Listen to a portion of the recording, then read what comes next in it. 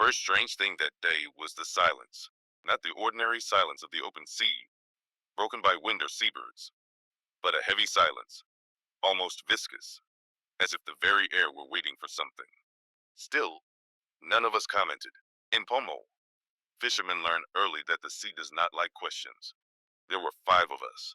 We left before sunrise, as always, but we did not head toward the familiar fishing grounds.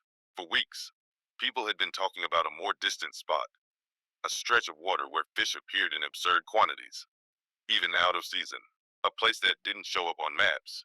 They said, yet everyone seemed to know it by hearsay. It took longer to reach, so long that when we finally cut the engines, there was no sign of the coast anymore, only water in every direction, too flat, too still. The fishing was immediate. The fish bit as if they had been starving for centuries. We laughed, drank, let time slip away. No one noticed when the current changed. No one felt the drift. We only realized something was wrong when one of the men pointed toward the horizon and asked where the city lights had gone. That was when we saw the rocks. They should not have been there. Not that far out. Not like that. They rose from the water like ancient vertebrae, black and slick, forming an irregular arch. The tide began to recede in a way that felt wrong, far too fast, as if it were being drained. As the water pulled back, something glimmered between the stones. It was not metal. It was not coral. It was a motionless mass clinging to the seabed, pulsing with a pale blue-green light, like a living organ breathing slowly. It did not move. It did not respond to the waves. It seemed to be waiting.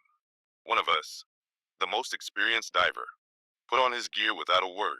He only said he was going to take a look. We watched his body vanish into the murky water, swallowed by that unnatural glow. He never came back. We waited. We called out. We shouted. The light kept pulsing. The tide kept falling. Then the hull of the boat scraped against stone. The impact was sharp, final, where there had once been deep water. Exposed rock formations now emerged, revealing something impossible. A dark opening between the stones, wide enough for a man to pass through. Near the entrance, we found part of his diving equipment, torn, abandoned, dragged inward. We went in. The interior did not resemble an ordinary cave. The walls were damp, but not cold. They had an organic texture, like petrified flesh.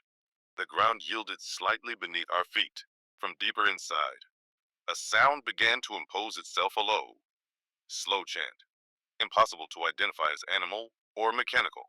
The farther we advanced, the more of those luminous masses appeared, clinging to the walls and ceiling, pulsing in the same rhythm. Some were empty, others were not. We found our friend's body trapped inside a translucent, aqueous structure, like a living cocoon. His eyes were open.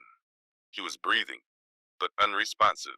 Something moved within that membrane, shaping him from the inside, consuming him with an almost ritual delicacy. That was when we realized we were not alone. She emerged from the darkness like a submerged bride. Her upper half vaguely resembled a woman, an elongated face, eyes far too deep, adorned with filaments that resembled veils. Her lower half was something between a fish and a seahorse, articulated in an impossible way, supported by pulsating membranes. There was no hostility. There was invitation. 2 of my friends dropped to their knees. They wept. They murmured words they did not know.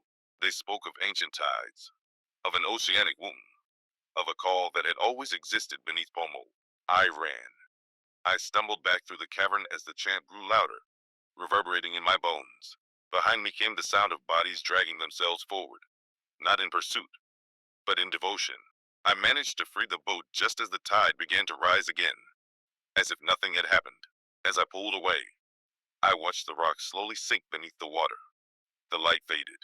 When I reached the shore, Pomole was still asleep. I never told the authorities everything. I never returned to that stretch of sea.